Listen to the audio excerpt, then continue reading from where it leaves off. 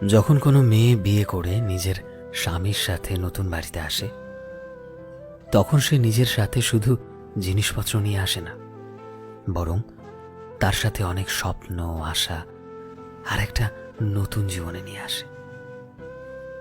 সে এটাই ভাবে যে সময় চাই যেমনই হোক না কেন, ভালো হোক বা খারাপ, কিন্তু তার স্বামী সব সময় তার সাথে থাকবে।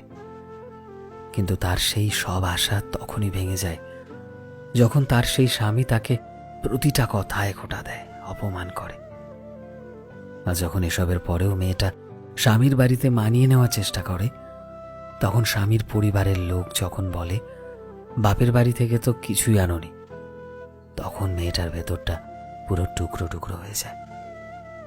এটা যথেষ্ট নয় যে বাবা তার প্রাণের থেকে প্রিয় মেয়েটাকে তোমাদের দিল, তার বদলে তাকে কি কিছু দিতেই হবে? যে বাবা তার আদরের শখের মেয়েটাকে, যেই মা তার চোখের মণি মেয়েটাকে তোমায় দিয়ে দিল, সেটা কি আসলে এতটা কম? দুঃখ কি জানো তো, মানুষ কখনোই এটা বুঝতে পারে না ঠিক ততক্ষণ অবধি যতক্ষণ তাদের নিজেদের সন্তানের ওপর দিয়ে এই জিনিসগুলো ঘটে। আর যে কষ্টটা তুমি অন্যের বাড়ির মেয়েকে দিচ্ছ, কে জানে কাল তোমার বাড়ির মেয়েটাও অন্যের বাড়ি গিয়ে ঠিক এর থেকেও বেশি কষ্ট পাবে।